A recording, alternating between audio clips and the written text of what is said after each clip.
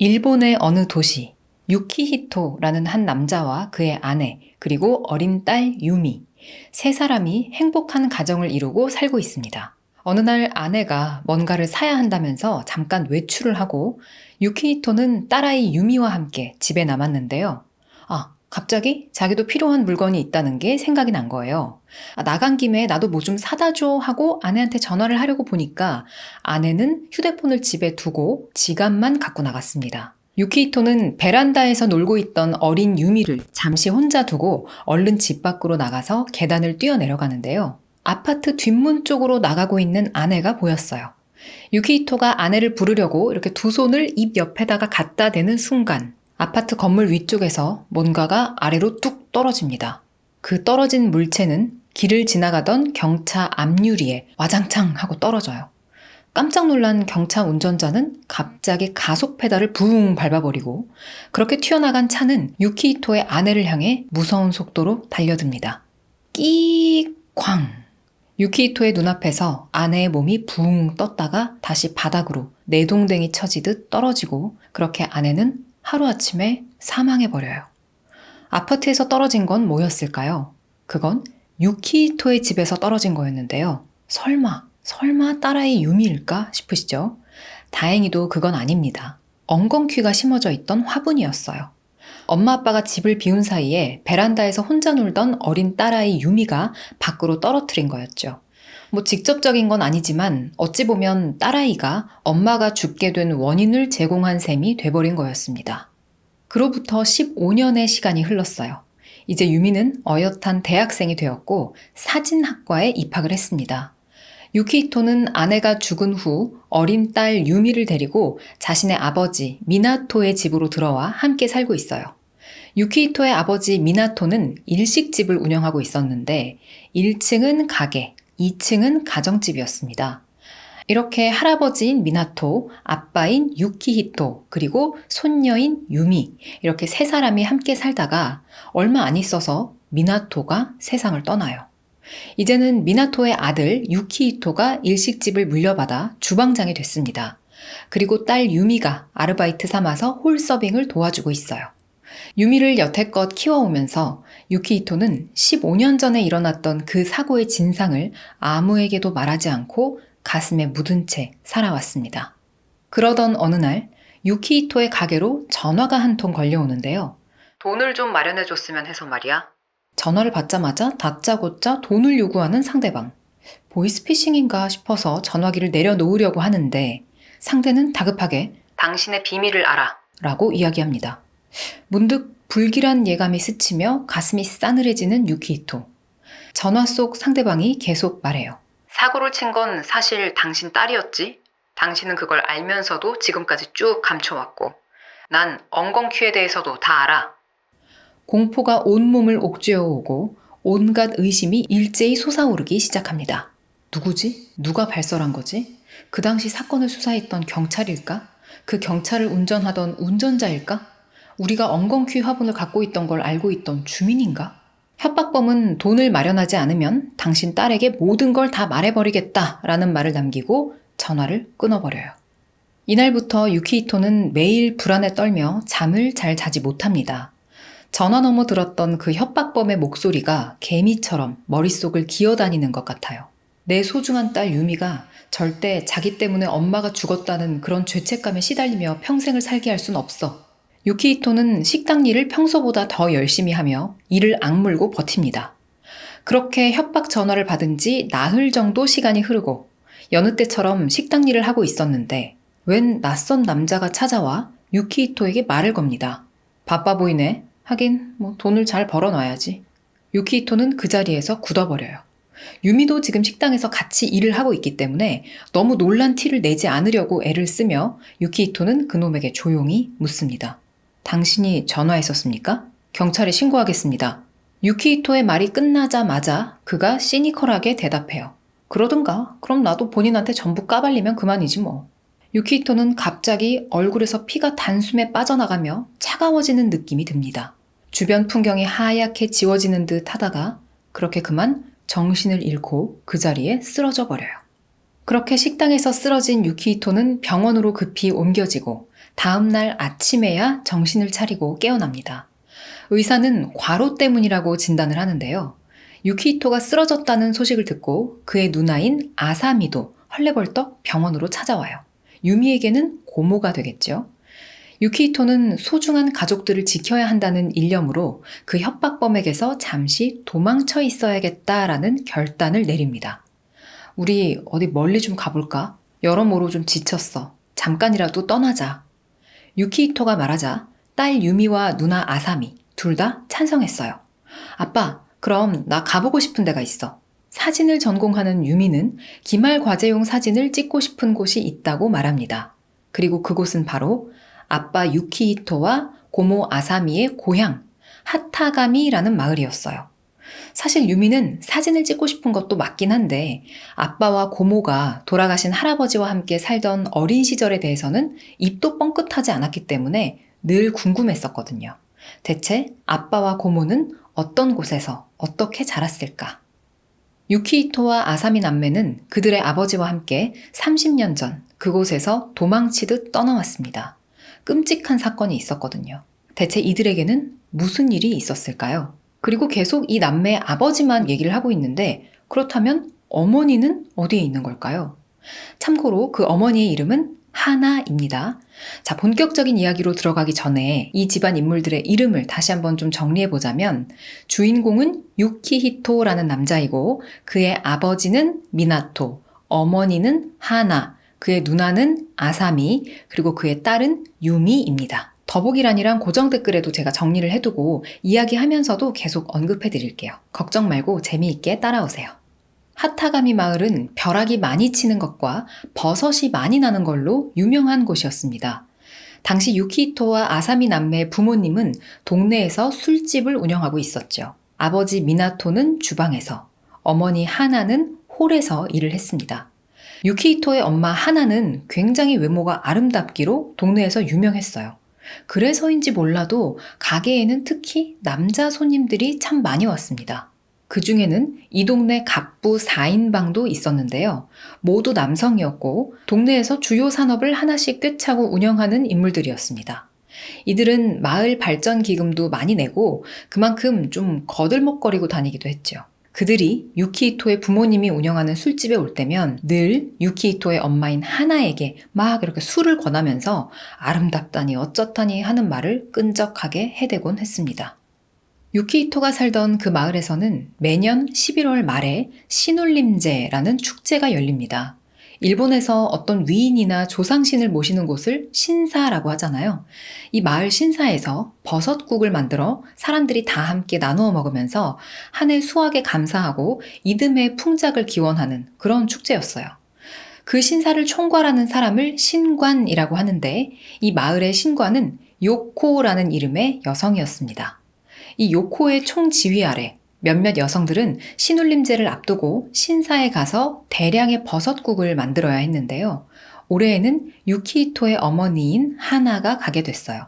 둘이서 운영하는 술집에서 홀을 담당하는 아내가 자리를 비우게 되니까 남편 미나토도 그날은 그냥 술집 문을 닫고 자식들을 돌보면서 하루 쉽니다.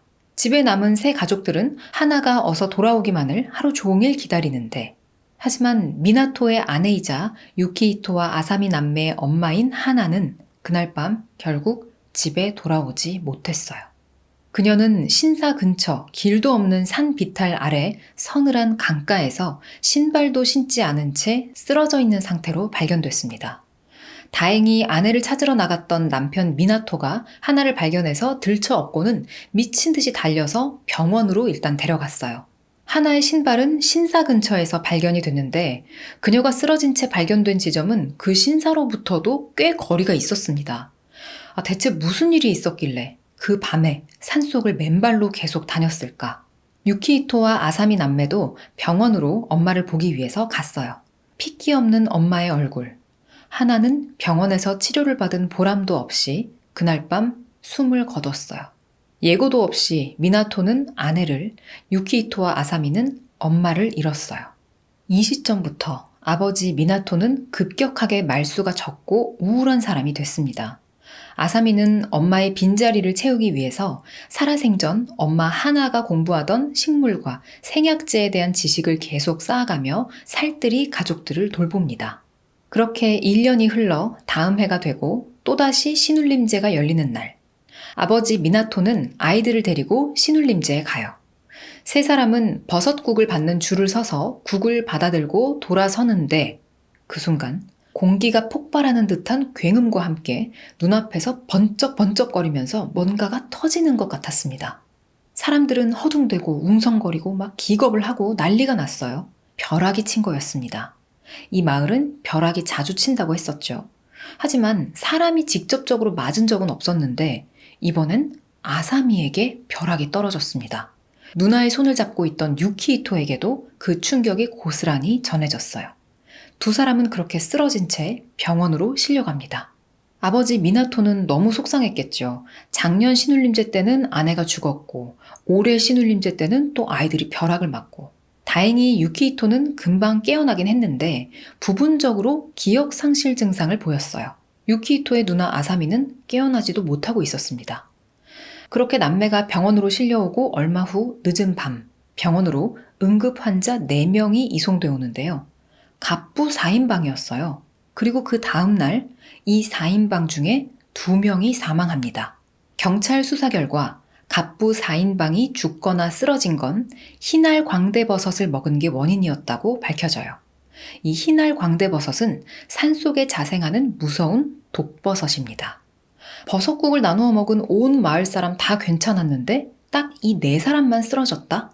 그건 바로 이 갑부 4인방이 먹는 버섯국은 따로 끓였기 때문이에요. 바로 거기에 누군가가 이 흰알 광대버섯을 넣었다는 얘기가 되는 거죠. 그로부터 얼마 후 이 마을의 또 한 사람이 세상을 떠납니다. 누구였을까요? 바로 신사를 관리하던 신관 요코였습니다. 요코는 다른 누군가에 의해서 혹은 어떤 사고로 인해서가 아니라 자신 스스로 그런 선택을 했습니다. 사람들은 일제히 요코를 갑부들의 버섯국에 독버섯을 넣은 범인으로 의심하기 시작합니다. 신사에서 이 요코의 지휘하에 버섯국을 만들기도 하고 또 갑부들이 이런 식으로 죽거나 다치니까 그렇게 회피하듯 세상을 떠나버린 거 아니냐 하면서 의심을 받았던 거죠. 조용했던 마을이 이해 신울림제를 기점으로 다치거나 죽은 사람이 갑자기 많이 발생하면서 세상에 관심을 받게 됩니다. 신울림제를 취재하러 왔던 언론사들은 갑자기 축제 대신 이 사건 사고를 조사하기 시작해요. 그런데 한 취재팀이 우연히 찍어둔 영상들 중에 요코가 죽은 채 발견되기 전 유키히토의 아빠, 즉 미나토가 운영하는 술집에 마지막으로 들렀던 장면이 발견됩니다. 요코에게는 기에라는 이름의 딸이 있었는데요. 이 기에가 이 사실을 알고는 미나토를 찾아가 묻습니다.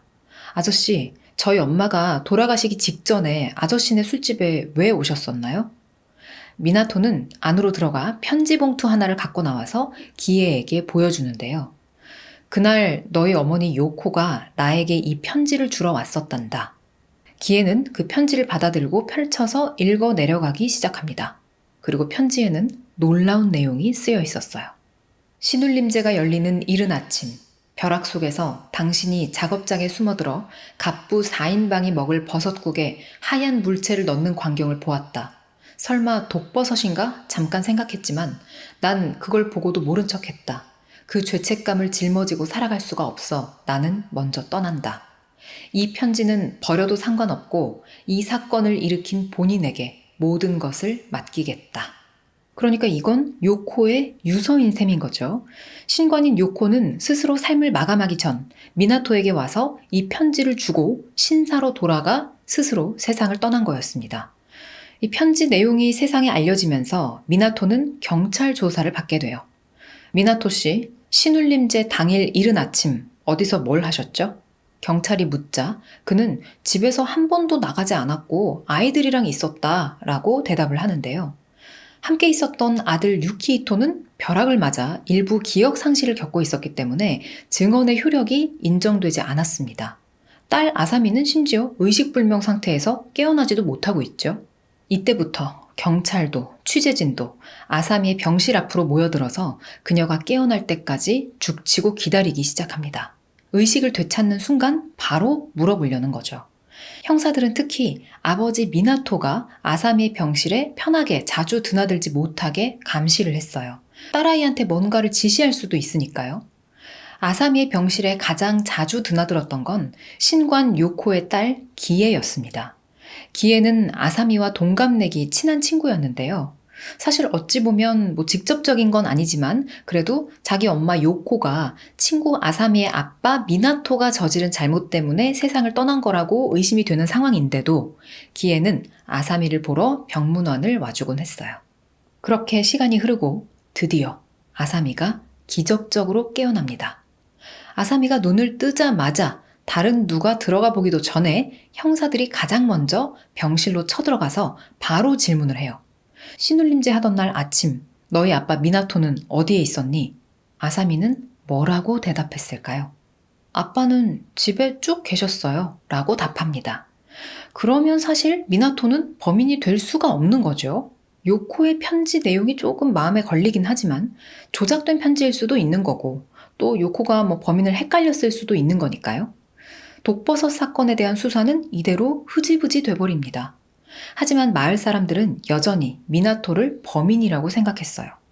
아내인 하나가 사건 당일 늦게까지 신사에서 버섯을 만들었고 그 늦은 시간까지 갑부 사인방도 그날 신사에서 술을 먹고 있었다고 하니 평소에도 하나한테 좀 찝쩍거리던 그놈들이 분명히 뭔 짓을 한 게 분명하다고 생각을 하고 미나토가 아내 하나의 복수를 한 것이다. 누가 봐도 맞아떨어지는 시나리오긴 했거든요. 미나토의 가족은 결국 그 동네에서 버티지 못하고 멀리 이사를 와서 새로운 일식집을 운영하기 시작합니다. 현재 유키히토가 아버지로부터 물려받아서 운영하고 있는 바로 그 일식집이죠.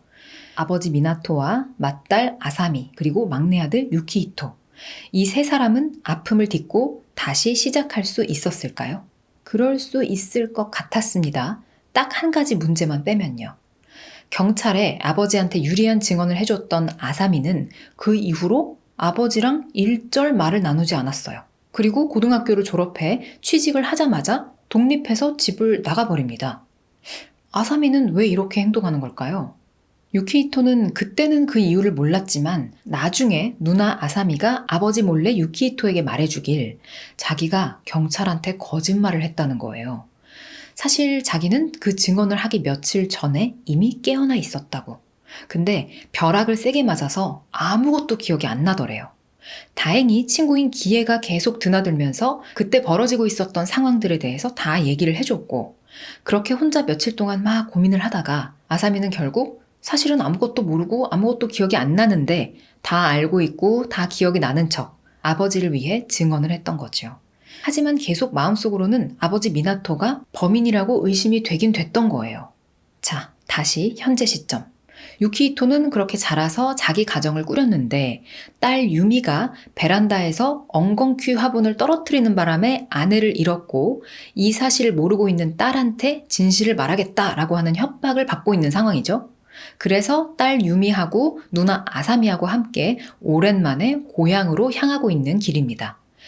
이제는 유미도 대학생이잖아요. 다 컸단 말이에요. 그래서 유키히토와 아사미는 차를 타고 가는 길에 자신들의 어린 시절에 있었던 일에 대해서 유미한테 다 얘기를 해줬습니다. 이야기를 들은 유미는 오랜만에 아빠랑 고모 고향에 가는 김에 우리 그럼 진실을 한번 알아보자고 해요. 어차피 30년이나 지나서 마을 사람들도 잘 못 알아볼 테니까 안경도 쓰고 살짝씩 좀 다른 모습으로 꾸미고는 방송사 취재팀인 척을 하기로 합니다. 드디어 30년 만에 도착한 하타가미 마을. 많은 게 바뀌어 있었지만 신사 쪽으로 가는 길만큼은 변한 게 없었어요. 세 사람은 전국의 축제를 취재하러 다니는 취재팀인 척 하면서 자연스럽게 마을 사람들과 이런저런 인터뷰를 해보는데 그러면서 알게 된 사실 두 가지. 먼저 갑부 4인방 중에 살아남은 2명은 여전히 잘 먹고 잘 살고 있다는 점. 그리고 두 번째는 이 동네는 여전히 신관이 여성인데 그 신관은 바로 기에라는 점이었습니다. 엄마 요코가 돌아가신 다음에 자리를 물려받게 된 거였죠.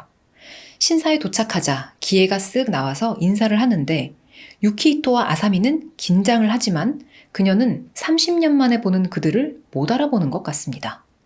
자, 여러분, 유미가 애초에 아빠랑 고모한테 이 마을로 오자고 했던 이유 기억하시죠?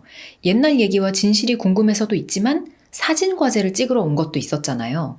오늘 밤 별똥별이 쏟아진다는 정보를 입수하고 세 사람은 밤늦게 그 별똥별을 촬영하기 위해서 벼락터로 올라갑니다. 벼락이 자주 떨어진다고 해서 벼락터라고 불리는 곳이었는데 거기서 별똥별을 잘 찍을 수 있을 듯 했어요. 세 사람이 이 마을에 머무는 동안 숙박하는 민박집 바로 옆방에는 아야네라는 이름의 머리가 긴 한 남자가 묵고 있었는데요. 그 아야네라는 사람 역시 이 동네 역사를 취재하고 사진을 찍으러 다니는 사람이었습니다. 그도 오늘 밤 별똥별을 찍기 위해서 이 세 사람과 동행해 함께 벼락터에 올랐어요. 사진에 대해 잘 아는 유미와 아야네는 서로 도와가면서 카메라를 세팅하고 별똥별이 떨어지기를 기다립니다. 잠시 후 별똥별이 떨어지고 두 사람은 연신 리모컨으로 셔터를 막 눌러가면서 다다다다다다 사진을 찍는데요. 사진은 성공적으로 잘 찍힌 듯 했어요. 그런데 이날 밤 하늘에서는 별똥별만 떨어진 게 아니었습니다. 벼락도 쳤어요. 눈앞이 번쩍번쩍하면서 하늘에 직선 모양의 광선 같은 게 생기고 엄청난 소리가 귀를 때립니다. 가만히 서 있으면 배가 덜덜덜 떨릴 정도로 큰 소리였어요. 유키히토도 그렇지만 특히 누나 아사미의 경우에는 벼락에 대한 트라우마가 있을 거잖아요. 아사미는 벼락이 치는 순간 악소리도 못 내고 공포에 질려 미친 듯이 숲 반대편으로 도망치듯 달려가기 시작합니다. 유키히토는 누나 아사미를 따라 어두운 숲을 막 달려서 쫓아가요. 중간에 길을 좀 헤매기도 하지만 결국 누나 아사미를 무사히 찾아서 숙소로 데려옵니다. 다행히 딸 유미도 옆방 남자 아야네와 함께 안전하게 민박집으로 돌아왔어요. 그리고 다음 날, 날이 밝자 충격적인 소식이 들려옵니다. 한 남자가 벼락터 아래로 떨어져 죽은 채 발견이 됐다는 거예요. 그리고 놀랍게도 그는 알고 보니 유키히토한테 전화를 걸어서 협박을 했던 그 협박범이었습니다. 그는 대체 왜 여기까지 이들을 따라왔으며 어떻게 죽은 걸까요? 그리고 애초에 왜 유키히토한테 전화로 협박을 했을까요? 이게 전체 이야기에서 지금 가장 중요한 포인트 중에 하나인데요. 나중에 어떻게 밝혀지는지 한번 두고 보시죠. 이 사건 이후 유키히토의 누나 아사미만 일단 집으로 먼저 돌아가고 유키히토와 딸 유미는 이 마을에서 계속 머물며 조사를 이어갑니다. 두 사람은 유키히토에게는 아버지, 유미에게는 할아버지인 미나토의 사진 앨범을 한번 살펴보는데요. 어떤 사진 뒷면에 뭔가 적혀 있습니다. 갑부 4인방이 내 아내를 죽였다. 이런 메모가 쓰여 있었어요. 짐작은 했지만 역시나 그 동네 갑부 4인방이 미나토의 아내 하나를 해친 게 맞는 것 같습니다. 유키히토는 그동안 기억 저편에 묻어버렸던 분노가 다시 꿈틀거리는 걸 느끼며 그 메모를 들고 바로 살아있는 갑부 2명을 찾아갑니다. 여전히 취재진인 척 하면서 제가 유족으로부터 이 메모를 입수했는데요 라고 말하면서 유키히토는 갑부들에게 그 사진 뒷장의 메모를 보여주며 이것이 진실이냐고 묻습니다. 근데 그들은 대답은 하지 않고 이거 언론에다 공개하면 우리는 소송하는 수밖에 없어 하고 으름장을 놓습니다. 분노로 온몸을 떨며 돌아 나오는 유키히토. 그러다가 신관 기에를 마주치는데요. 그녀가 유키히토를 바라보며 말합니다. 아무 짓도 하지 않는 게 좋아. 잠깐, 이전에 기회를 만났을 때는 유키히토와 아사미를 전혀 알아보지 못하는 것 같았는데 왜 갑자기 이렇게 아는 사람한테 말하듯이 하는 걸까요? 설마 기에는 처음부터 이들의 정체를 알고 있었던 걸까요? 유키히토가 민박집으로 터덜터덜 돌아오자 딸 유미가 기다리고 있던 듯 뭔가를 보여줍니다. 아빠, 이것 좀 봐봐. 현재 유키히토가 아버지 미나토로부터 물려받아 직접 운영하고 있는 그 일식집을 찍은 사진이었어요. 딸 유미는 아빠 식당에서 아르바이트를 하면서 그 식당 모습을 자주 사진으로 찍어두곤 했는데 그 중에 한 장이었죠. 근데 자세히 보니까 가게 바깥에서 누가 이렇게 안쪽을 들여다보고 있는 게 찍혀 있는 거예요. 그 얼굴은 어디서 많이 본 얼굴, 바로 기에의 얼굴이었습니다. 유미가 말해요. 기에 아줌마가 대체 우리 가게를 어떻게 알고 오셨던 거지? 그럼 처음부터 우리가 취재팀이 아닌 걸 알고 계셨다는 거잖아. 아빠, 나 무서워. 자, 지금 이 이야기 속에서 밝혀져야 하는 건 크게 총 3가지죠. 먼저 30년 전 독버섯 사건에 관한 진실, 그리고 유키히토한테 전화로 협박한 놈에 대한 비밀, 그리고 기회가 어디까지 알고 있는가에 관한 사실. 자, 이 세 가지가 모두 다 서로 관련이 있는데요. 이제부터 하나씩 그 충격적인 진실이 빠르게 드러나기 시작합니다. 유키히토 부녀가 마을에 머물며 사건 조사를 이어가던 도중에 갑부 한 명이 또 사망합니다. 이제 살아있는 갑부는 단 한 명뿐. 근데 이야기가 진행되면 될수록 지금 이거 혹시 다 유키히토가 복수의 칼날을 휘두르고 있는 거 아닌가 싶어지는데요. 여기에 더 의심을 더하는 사건이 또 하나 발생합니다. 민박집 옆집 남자 아야네가 유키히토랑 이야기를 하다가 이런 말을 지나가듯 한 적이 있었어요. 벼락이 치던 날 밤에 숲속의 모습들을 제가 사진으로 많이 남겨놨는데요. 그때 벼락터에서 떨어져 죽었다는 그 남자를 누군가가 강 아래로 이렇게 밀어버리는 모습도 제가 찍은 것 같아요. 유키히토가 이 말을 듣고 아야네의 방에 몰래 숨어 들어가서 그의 카메라 필름을 훔칩니다. 필름이 사라지고 난 후에 이 민박집 옆방 남자 아야네가 눈치를 채고 유키히토한테 찾아와서 말을 해요. 제가 벼락치던 날 필름 카메라로 촬영한 줄 알고 제 필름 훔쳐가신 거죠? 하지만 사실은 이 디지털 카메라로 찍었습니다. 그 사망한 남자를 벼락터 아래로 밀어버리는 순간이 분명하게 찍혀 있더라고요. 자, 메모리 카드 여기 있습니다. 이건 이제 유키히토 씨 마음대로 하셔도 됩니다. 유키히토는 떨리는 손으로 메모리 카드를 받아듭니다. 정말로 그가 협박범을 죽인 범인이 맞는 걸까요? 한편 갑부 4인방 중에 최후까지 살아남아 있던 그 마지막 갑부의 집. 누군가 한밤중 그의 집 초인종을 띵동 하고 누릅니다. 누구세요? 하고 갑부의 아내가 문을 열고 밖으로 쓱 나오는데 초인종을 누른 그 사람은 얼른 그의 아내를 집 바깥으로 확 끌어내고 집 안으로 들어가서 문을 탈칵 잠가버려요. 지금 그 집 안에는 갑부만 남아있는 상황입니다. 그자는 갑부의 집에 불을 질러버리고 창문으로 탈출해서 도망을 치는데요.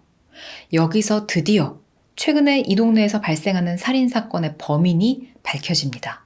그 뒤로도 줄줄이 소름 끼치는 진실들이 드러나니까요. 끝까지 잘 들어주세요. 협박범과 갑부 2명을 죽인 범인은 바로 유키히토의 누나 아사미였어요. 아사미는 아까 집으로 다시 돌아갔다고 하지 않았나요? 네, 돌아갔었습니다. 하지만 유키히토와 유미 모르게 이 동네로 몰래 다시 돌아와서 이렇게 일을 다 저지르고는 이제 복수를 완수했다라고 생각하고 결국엔 도망치던 길에 강으로 몸을 던져서 세상을 떠나버립니다. 아야네의 카메라에 찍혀있던 범인도 알고 보니까 아사미였던 거죠.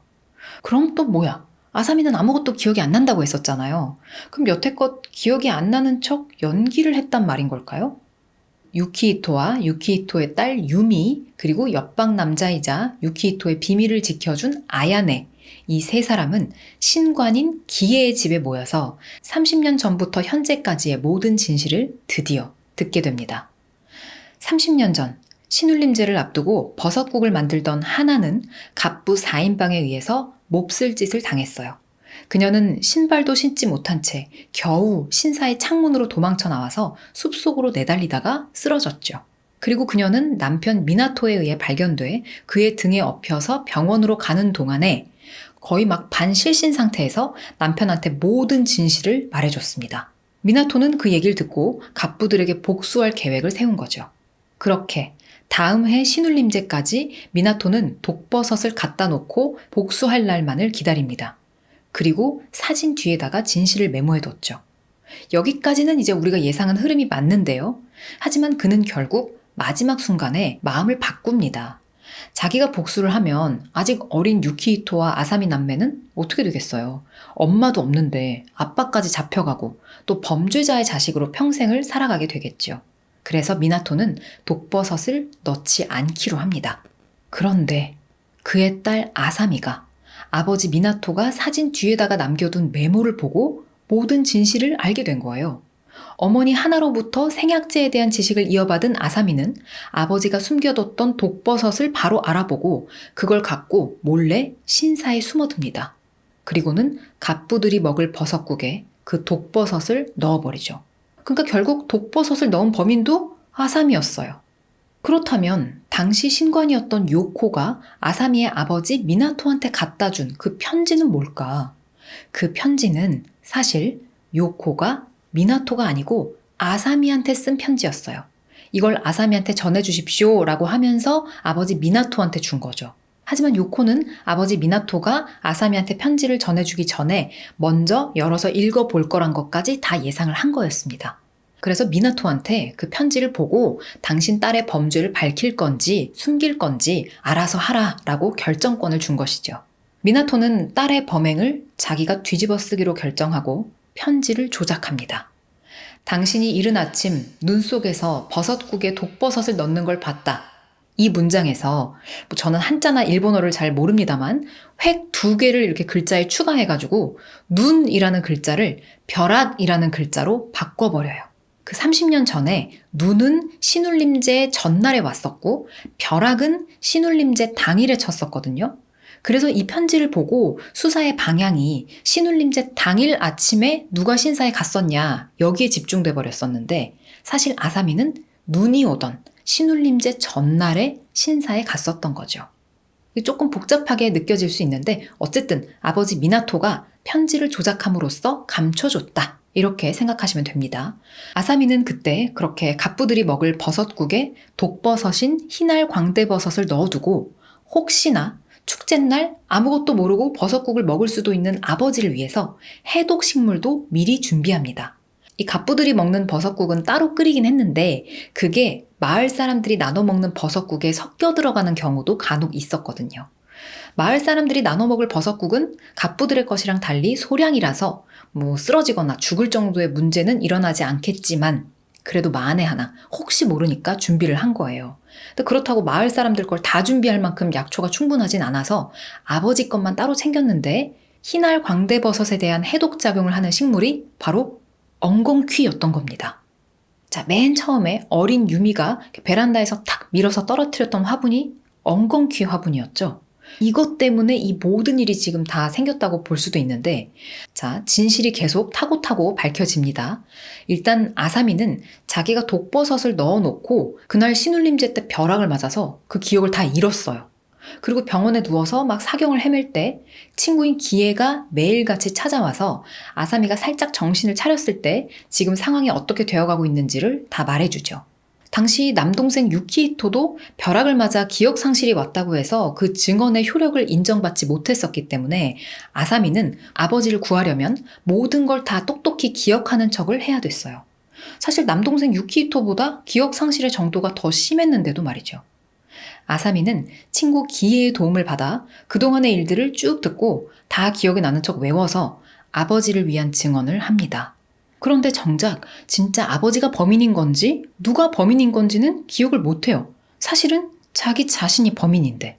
근데 지금 기억을 잃은 상태로 기애한테 상황만 쭉 전달을 받은 거니까 당시 상황으로만 보면 그 편지 내용도 그렇고 진짜 아버지 미나토가 범인인 것 같긴 했거든요. 아버지에게 유리한 증언을 해주긴 했지만 아사미는 아버지를 범죄자라고 생각하고 돌아가실 때까지 평생 말을 섞지 않았던 거죠. 하지만 벼락터에 유키히토랑 유미랑 같이 별똥별을 찍으러 갔었던 날 벼락이 내리칠 때 놀라서 막 숲으로 도망쳤었잖아요. 그때 그 숲에서 그 협박범 놈을 만난 겁니다. 이 협박범은 독버섯국을 먹고 죽은 갑부 중 한 명의 아들이었어요. 그는 사실 그동안 유키히토가 아니고 그의 아버지 미나토에게 협박을 하려고 했던 거였습니다. 그 사람 입장에서는 미나토가 버섯국을 먹고 죽은 자기 아버지의 원수라고 생각을 했을 테니까요. 신사에서 기예의 일기장을 훔쳐보고 그동안의 모든 진실을 알게 된 협박범은 아들인 유키히토가 아니고 그 아버지인 미나토한테 당신의 딸 아사미가 독버섯을 넣은 건데 당신이 감춰준 거 나 다 안다. 네 딸이 독버섯 해독제로 엉겅퀴 준비한 것도 다 안다. 이 말을 하고 싶었던 겁니다. 미나토는 차라리 자기 딸 아사미가 자신이 범죄자라는 걸 기억하지 못하는 지금 상태 그대로 잘 살길 바랐겠죠. 이 협박범은 미나토가 이미 죽었다는 건 몰랐던 거예요.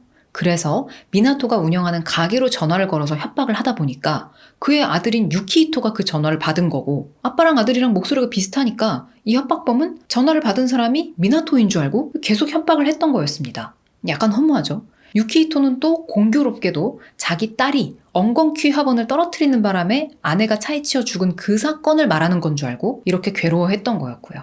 협박범은 유키히토가 돈을 주지 않자 본인 입장에서는 미나토가 돈을 주지 않았다라고 생각하고 미나토의 딸인 아사미를 찾아와서 그 별똥별 떨어지고 막 벼락치고 했던 그날의 진실을 다 말해버린 거였습니다. 그 진실을 듣고 덕분에 모든 게 기억이 난 아사미는 그 자리에서 그 협박범을 밀어 죽여버리고 나머지 살아있는 갑부 2명한테도 복수를 하고 자기는 이제 세상을 떠나버린 거죠. 자, 이렇게 모든 진실이 다 밝혀졌지만 다행히 유키히토가 끝까지 덮고 싶었던 딸 유미와 자신의 아내의 죽음에 대해서는 비밀이 지켜지면서 소설은 끝이 납니다. 오늘의 책은 미치오 슈스케 작가의 장편 소설 용서받지 못한 밤이었습니다. 너무 걱정이 되는데 여러분 다 이해를 하셨을까요? 만약에 이해가 되셨다면 정말 천재십니다. 소설 용서받지 못한 밤이었습니다.